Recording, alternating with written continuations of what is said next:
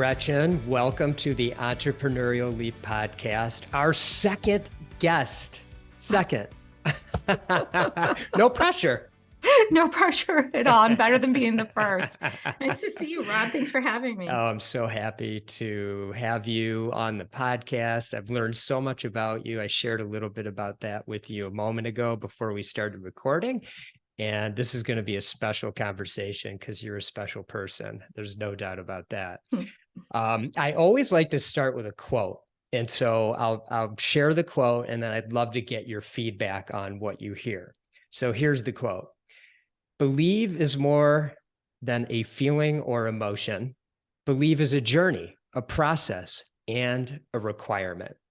So what comes to mind for you when you hear that? Sounds like someone I know wrote it. So you do know the person that wrote it, who is? I think it is me. That's right. That's right. Yeah. Sorry to embarrass you. Yeah. So talk to me about that, the inspiration. That is an amazing statement, by the way. Well, thank you. It's interesting. It really is my core value. And it has been, I think, inside me my entire life. And when we decided finally to take BakerHopp to a place of running on EOS, really fully committing to EOS. And the very first thing we do is have to, establish our core purpose and our core values. And we established our core purpose and then our core values. It was, believe just is our core value. And I have gotten flack, actually, Rob, over the years from people who would say, well, how is believe a core value? It's not a value. And I would, second guess and go back and I appreciate those challenges because it really required me to question, is it a core value? Right. And it absolutely is. And I really, really, really think it's difficult for anyone in life to do anything without some sort of self-belief or belief and belief from others. Mm-hmm. And it just is so obvious to me. I don't even know how else to articulate it because it's so obvious. Mm-hmm. Mm-hmm. Where do you think this came from? It's like intuitive for you. Like that's what I pick up on when I hear you say obvious. It's just like from the inside. Yeah. I think for me, it came from multiple sources. I've always had a sense of belief in something beyond myself. And it's so interesting to me to see how spirituality has evolved over the years, my own, as well as the world and what's acceptable and what's not acceptable. And so even outside of organized religion, I just have a very, very strong belief in something beyond. I was also raised by a mother who literally had blinders on to everything. I mean, she believed in me like nobody else. It didn't matter. And I do have a saying to this day, and I use it in my own parenting is, if my mother says it, it's true.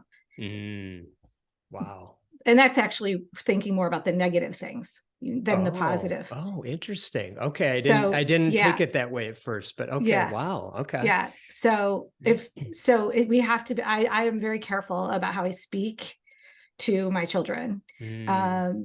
Because your mother is such a critical relationship in your life. And when she gets in your head, either positive or negative, she's in there and she stays in there. And so my mother believed in me, no matter what. And there wasn't always stuff to believe in. I mean, it's not as if I was really showing her anything fabulous. She used to say when I was little all the time that I would be the next Jane Pauley. Well, wow. I'm not necessarily Jane Pauley, but, and she really taught me to feel good and believe. And so, I put that out there for everybody. It's just so important.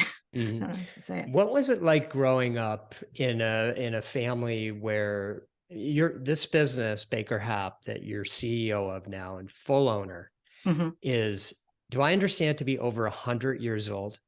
Yes, in 4 generations. What was that like growing up? It was fun. Mhm. Um, it's interesting about the entrepreneurial journey because I would say I didn't become an entrepreneur until I was 30 years old. Mhm. And family business, I think, is a unique brand of entrepreneurship. And I'm going kind of off the reservation here a little, It's but fine. it can be a struggle to have a business that's this old, this established, and feel like an actual entrepreneur. And so even thinking about having this conversation with you can be a little nerve-wracking because I didn't start this in a basement. I didn't sell blow pops when I was 14. I really don't fit the typical. Um, and so there's a lot of reconciliation that goes on in family Mhm. business. There was for me anyhow. And to answer your question, growing up in a family business was it was just always there. It was a huge part of our life, and it was a huge part of our dinner table. And my mom worked for my dad for a while, which was an interesting Really? time.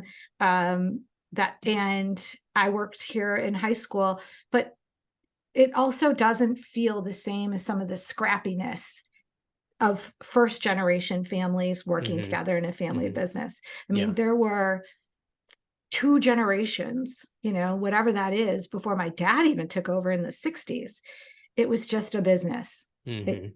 if that makes sense. It does, and I'm always curious, and I even on my own journey, and I have kids, who are not involved in the business, I thought, boy, it seems like a lot of pressure almost to take over a generational business in such a different way, to carry the torch and continue to grow it. And so did that did Yes. did that come into your mind? And Oh, yes. If Mhm. I had, I don't like the concept of looking back very often. People will say, "What do you tell your younger self?" Mhm. And now that I've sort of reconciled some things in the last 10 years of my life that were really important, that don't look back very much anymore, not Mhm. even with nostalgia or anything. I just really like to accept life and continue to do the best I can to be here right now and Mhm. then, move forward. However, I would say that the one thing that would have been so helpful to me is if I had the sense of believing. Let's go back to belief. Mhm. I was confident always, or acted confident, but believing in my vision for the company, my way of doing things, that'd be the one thing that I feel maybe I Mhm. could have be a little bit, I don't know, suffered less, I Yeah. guess, Yeah.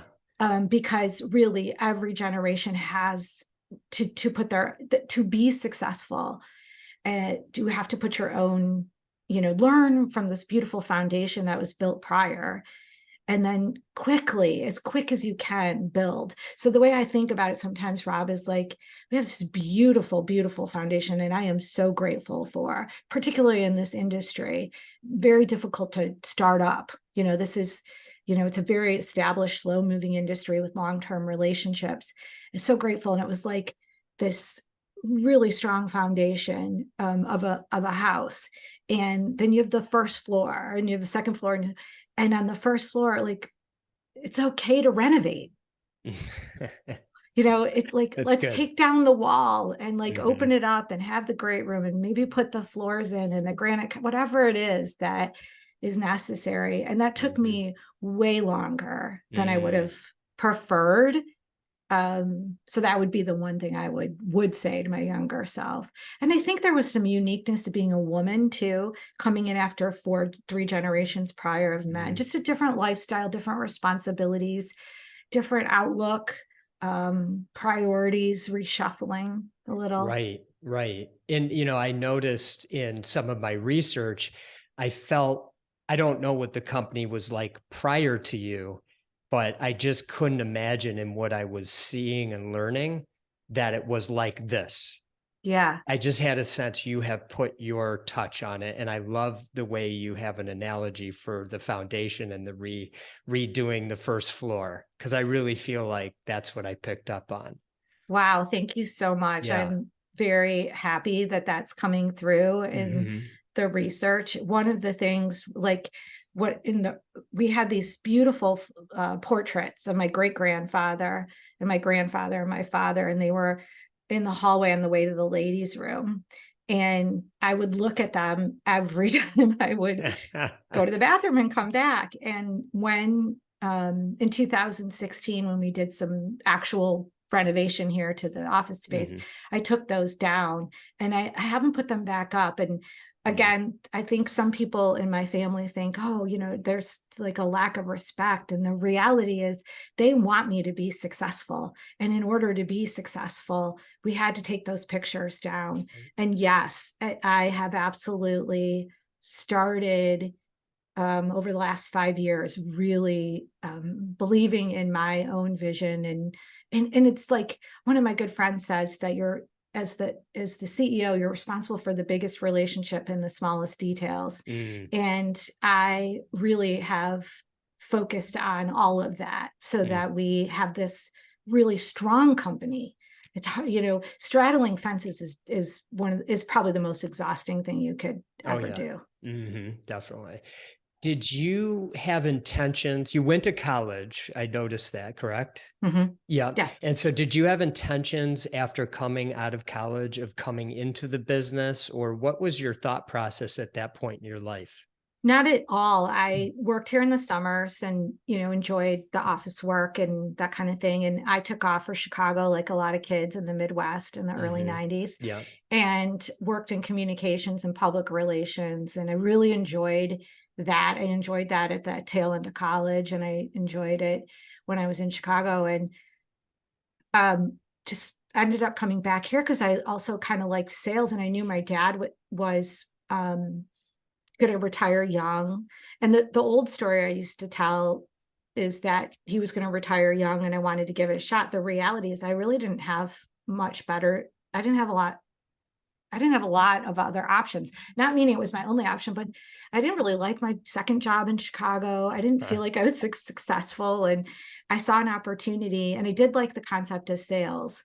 And so I asked him if I could come and work for him, and I did. Mm. And then one thing led to another, really. Yeah. So when you joined in with the business, in the back of your mind or your father's mind, was there an idea that maybe Yeah. someday? Oh, Oh, there yeah. was. Yeah, Okay. for sure. Got Yeah. it. Got it. I So came you, back to see if I would like it, if I would oh, be okay. interested. Got it. Yeah. Yeah. Yeah. And then was the idea as well that you would start in sales and kind of work your way and understand the business as opposed to, yeah. Okay. For And is that sure. an important part for a generational business to have somebody start to really feel like all aspects of the business Yes, before in just fact, yeah, I mean, oh, for sure. I mean, I think that's so obvious, really, at the end of the day, because I mean, the school of hard knocks, the other imposter syndrome, I'm not a big fan of that term, but the other thing that I think some kids in family business struggle with is being taken seriously. And Yes. and forever. I mean, there are still people I know that don't think that I work hard, and I'm so over trying to prove that, Yeah. but I feel it. I feel people, and I actually kind of really get it and understand it. If I were someone who did start my business in a garage and went through all of that, I might, look at someone in a family business and say, hey, you had it easier. And in some ways I probably did have it easier. um and I'm so in awe. I mean, that group of people, and people who start businesses today, people like yourself who started businesses 30 years ago, is the bravest thing. I literally think is the bravest thing It's that, interesting that you say that because when I meet with people who have family businesses, I always think totally opposite. Like I thought, okay, I'm young. I'd go do this in the garage, whatever, basement. And what do I got to lose? But when you go into a family business, multi generations, gosh, I always think, wow, the pressure. I don't know if I could handle that.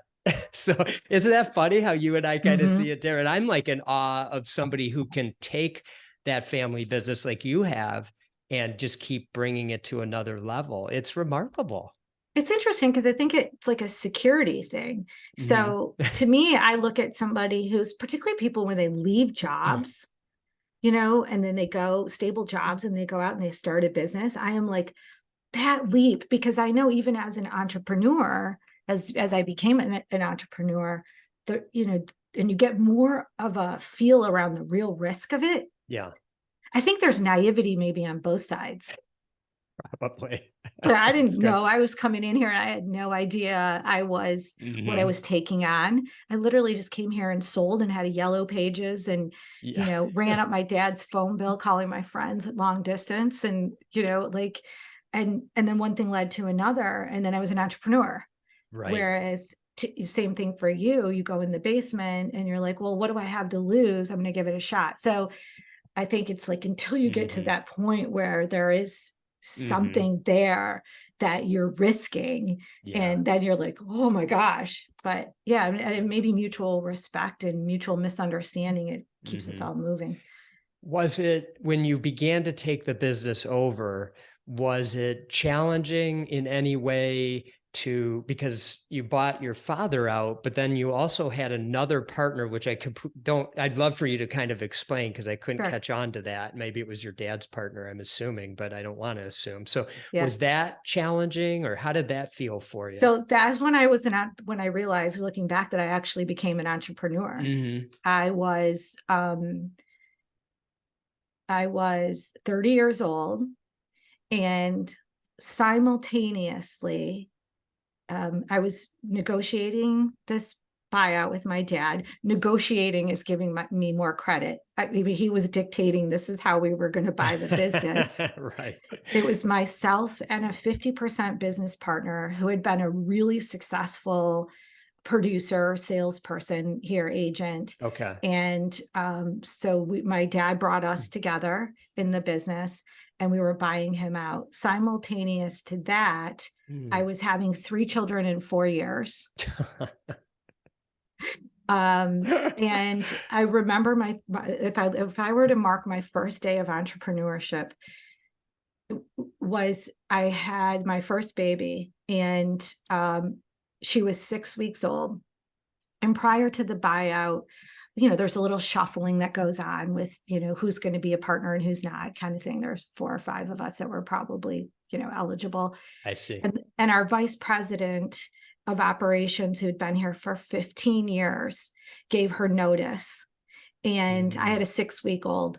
And literally one day, Rob, I was working for my dad in a family business, selling insurance, getting ready to have a family.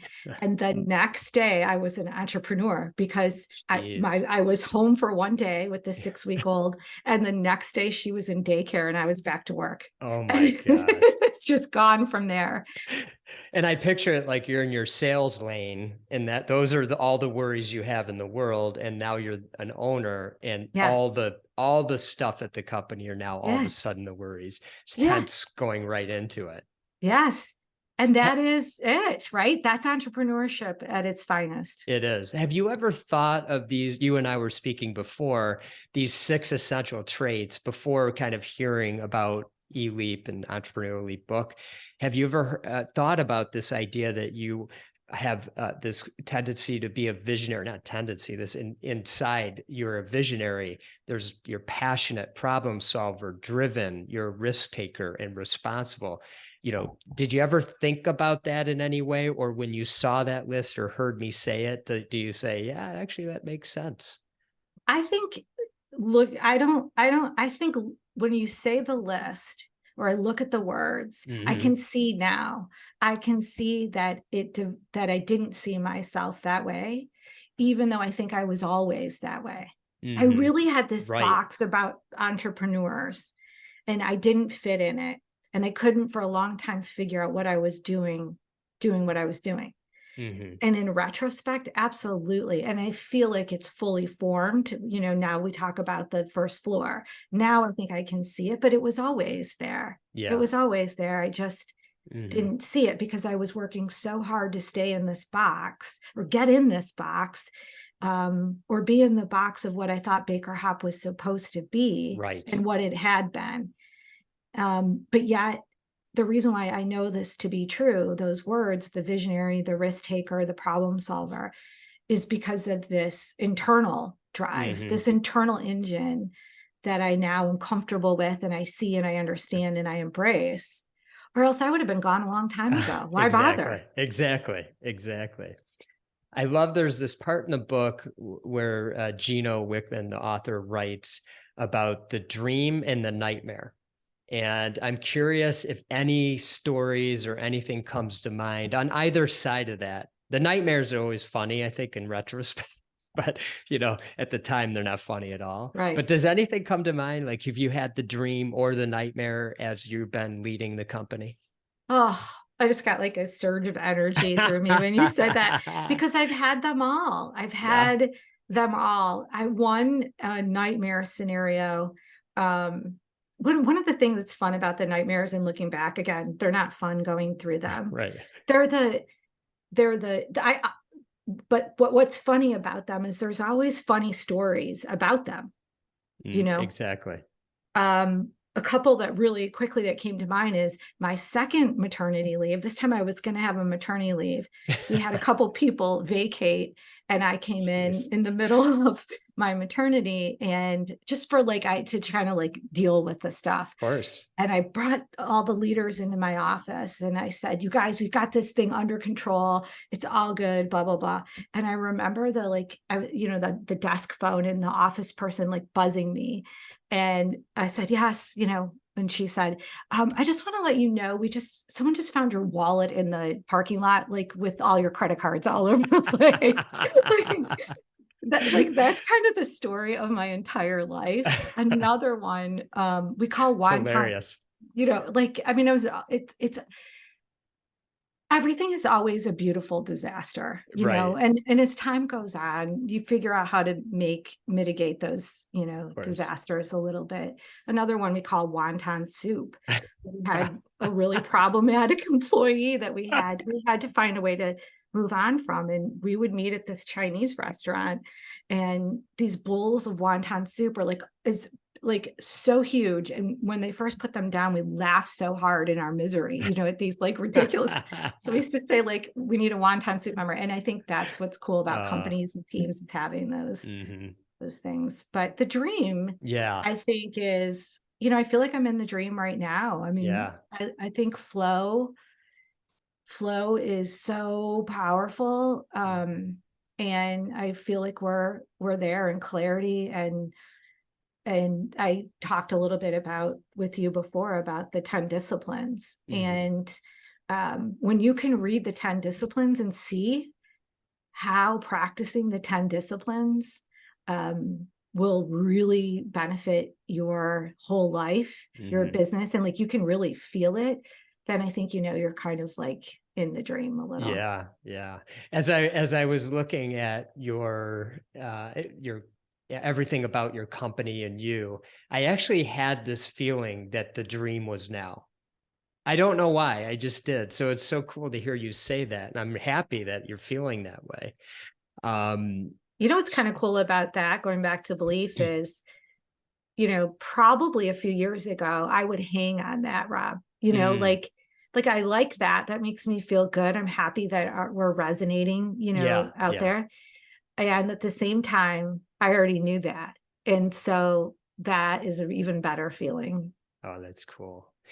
So about 7 years ago or so, I think if I read correctly, you bought out your partner. And, the book has a section about whether or not you're a partner person or not. And so since you've had a partner and now you don't, do you have any insight on that for yourself? That's such a great question.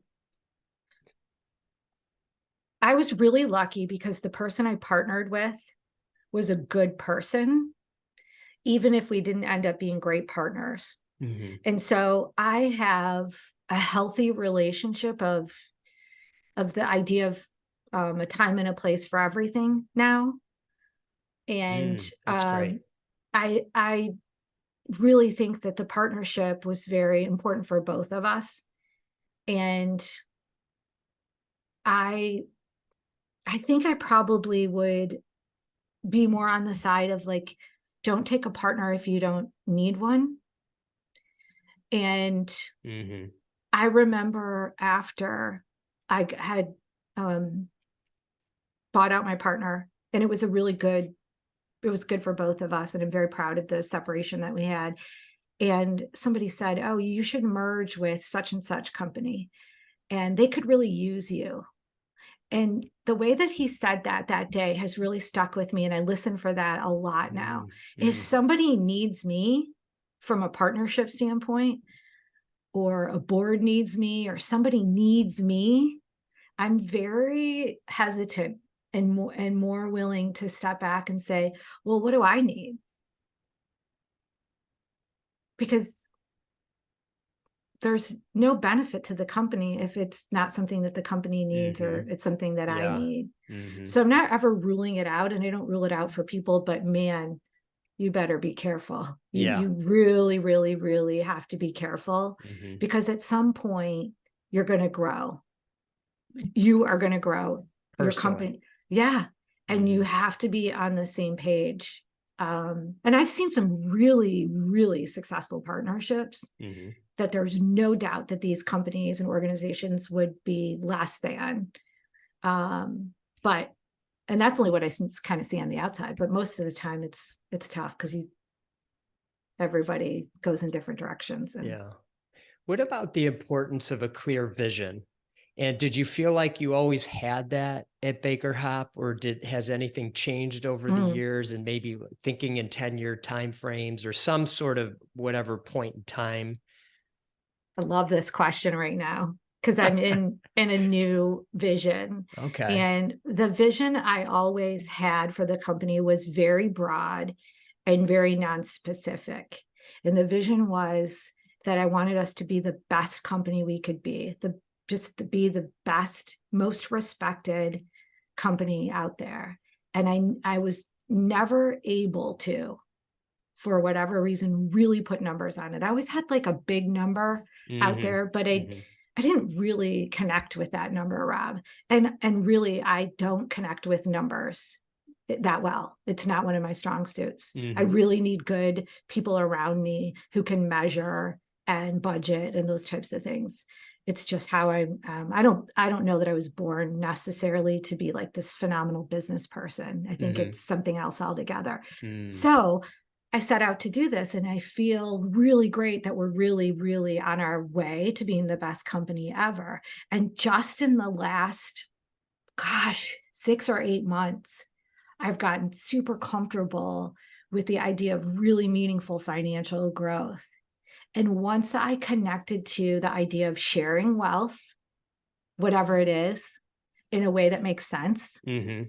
I really connected to it. Mm. Once I gave myself permission, again, I am very the discipline I have to use these days is to keep my eyes on my own page, and to use other business cases as inspiration and not comparison. Mhm. Inspiration versus comparison. The comparison is what really ate me alive for so many years and held me back, really held the company back. So now I am so aligned with the idea that you can have an amazing culture, you can have an like amazing team, just the best of everything that I feel like is starting to exude out there, even beyond these four walls. And oh, P.S. And you can be really financially successful. Mhm. And those two things can marry one another. And if you start to go this path, you don't lose that path. Mhm. And you don't believe it till you believe it. Going back to believe. Yeah. You mean you have to really believe whatever it is you're going to believe. And then once you do, just go. Mhm. Um, so yes, I feel like the vision was always so qualitative and not quantitative, and we were always responsible. I mean, we were always profitable. We've carried low debt. It's not that type of thing. It Yeah. was, so. I'm curious, I can't remember the exact word that you use or words, but you said something right at the beginning of what you just shared about being a good business person. Mm. Do you know what Yeah. I'm saying? Okay. And Yeah. so what is it that you feel could be missing from you being a good business person? Yeah. Well, I think it's exactly The that. It's the, numbers? yes, Okay. yes. So Yeah. that's how you define, like, if I just had that, then I'd be a good business person. Yeah. I mean, how silly is that, right? I mean, the Hey, I don't journey know. continues. It seems to me you're one heck of a business person, I have to tell you. So, and this kind of comes to my next question because, Gino writes about staying in your personal sweet spot, and I Yeah. wonder, how that shows up for you. Yeah. So thank you. So, I mean, so if we go back to when I became an entrepreneur when I was 30, that it was the buyout, the 3 children, Yeah. the 50% business partner, and there was the recession, and all hit at the same time. And that's when I was born. That's when I became an Welcome. entrepreneur. Yes. And so at that time, we had to reorganize, as many companies did.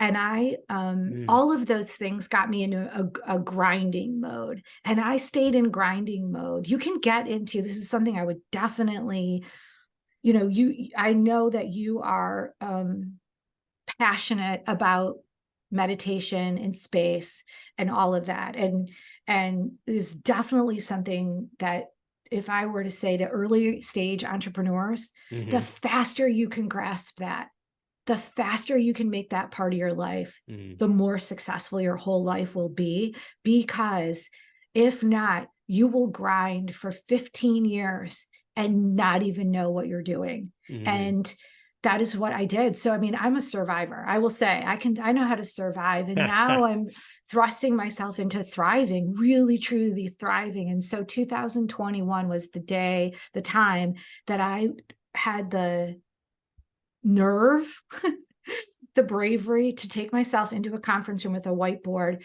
and be honest about what it is I want to do for the Mm, next 10 years in my business. What do I want to do every day? Not 10 years, these numbers, like, how do I want to spend each and every day? And I did it by myself. I took a step back and it was like, wait a minute, that's also the best thing I can do for the company. right.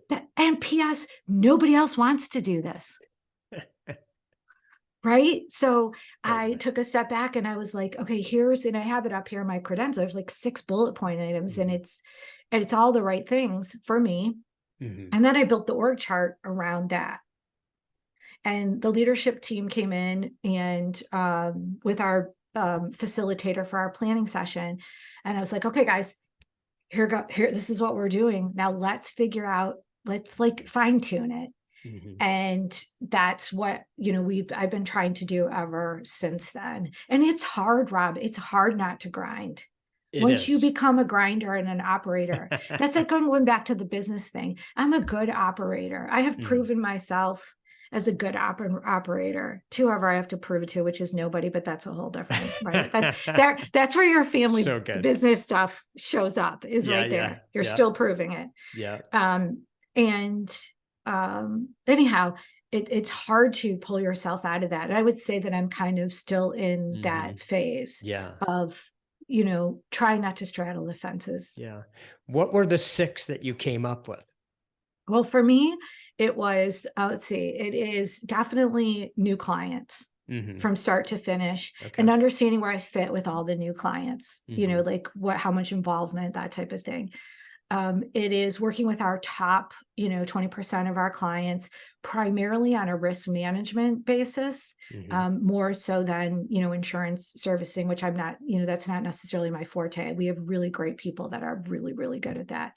Um, the sales and marketing in general, really expanding what marketing looks like for insurance firms, which we're not strong marketers by trade. So it's been really fun. And because that's a little bit of my background before I came to BakerHopp, sales and marketing Mhm. and PR. Love that. And then the other 2 are, well, there's the 3. One was traveling. One was like being out and learning things and bringing things back. That's my job. I'm like a cat, that goes to get the mouse and comes back and loves to I love that. I love that whole reinforcement of life. That's the way I get so satisfied and recognized, Mhm. which is so important. It goes along with belief strongly. a million new ideas That's awesome. that's on there. And then finally is really protecting the culture, the Hmm. protecting fiercely, the way I wrote it, I think was fiercely protecting and cultivating our awesome culture. And it might have been an F-bomb in there with that too, but that those are inspirational. And I hope that, uh, an emerging entrepreneur and an entrepreneur in a startup phase, under 9 employees who can't see the light about yes. getting in their sweet spot yet, they are grinding, write down 6 like Gretchen did. And you might not get there today, but you have clarity around where you'll be someday, because you will be. And the other thing I picked up on is, I think I understood you shared these with your team members. Did I get that Yeah. right? So I shared Yeah. it with our leadership team, Yeah, which was a big deal, Rob. The other it thing that I is. found was I love to collaborate. When you're a human connection person, Right. collaboration and collaboration can kind of be like misleading. It doesn't necessarily always get where you want to go or where anybody wants to go. If Mhm. you're asking people to collaborate with you on something they don't have a vision about or they don't have confidence about, you're not actually helping. Like Mhm. that it's draining them. Right. And I've been very fortunate to work with the women that are on our leadership team today. We have worked together for 26 years Mm. Wow. in the company in different capacities. So there was no reason why I couldn't trust them with my vision. Mhm. And that is what I did. And I mean, I do not want to discount how difficult it was. It was difficult and it was right. Yeah. Well, I think, one of the things that came to mind for me is when you are open and vulnerable, and you have your leadership team. And when an entrepreneur gets to that stage, which they will have that, those people can then protect you. Because really, when I heard your 6, that's what's best for the company. And that's going to create success for everybody. So if they protect you and let you stay in your personal sweet spot, the company is going to do all that much better. Yes. Yes. And it does take the trust. I just want to touch back on this quiet time for Yes. early stage entrepreneurs. Hmm. It's talked about in a lot of different ways in Hmm. terms of I don't know if it was like Dan Sullivan where you were supposed to take like Wednesdays and just go to a coffee shop Hmm. and I think EOS talks about that too. I have found that literally the early morning time, having a routine in the morning, and everybody has time in the morning. I mean, just depends what you want to do with it. Do you want to sleep? Do you want to exercise? Do you want to meditate? Do you want to exercise and meditate? Like, Right. and you don't have to have all the money. You don't have to have all the people. You don't have to have all the experience to spend time with yourself and allow those 2 or 3 things. This is where I believe in creativity in business. Those 2 or 3 things to come to the surface Yes.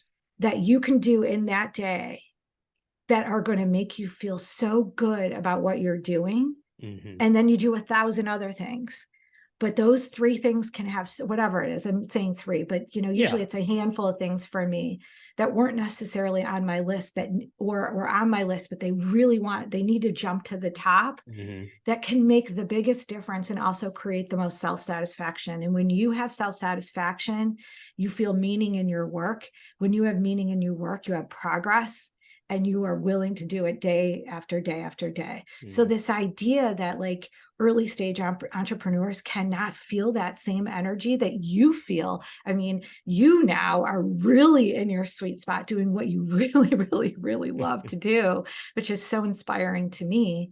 I'm somewhere in between, maybe, you know, and these people that are early stage, they can't even imagine, but Right. something's pulling them there.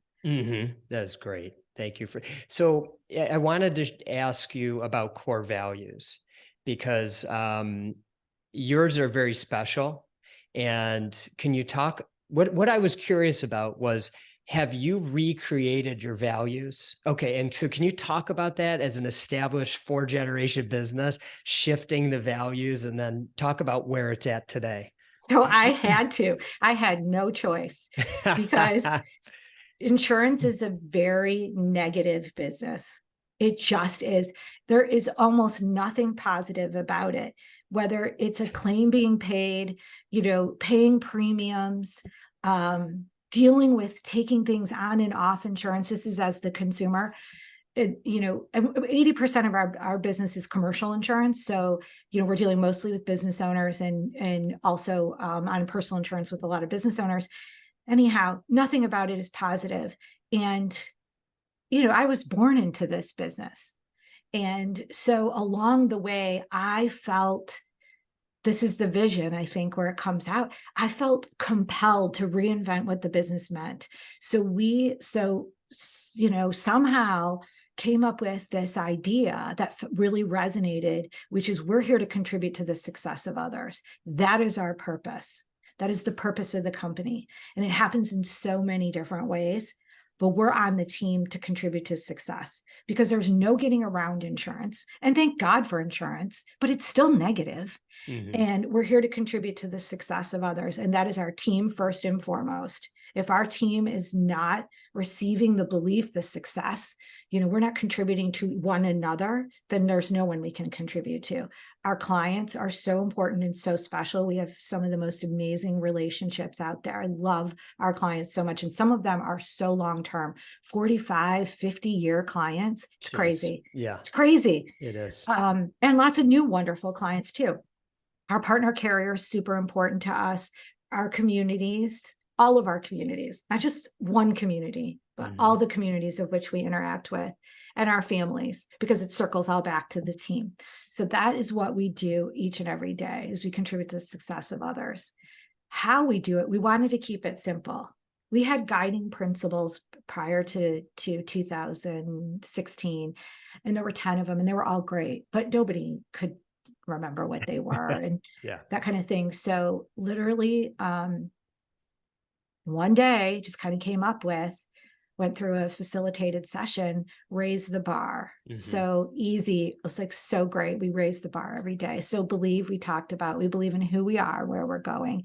And I think as a smaller firm, it's just so fun because, anybody can sell their company. Anybody can, be part of a larger organization, but not everybody can be part of BakerHopp and what we're about. So it's like the little engine that could. And I'm like, I'm 5 feet tall and I'm so small. And oh my God.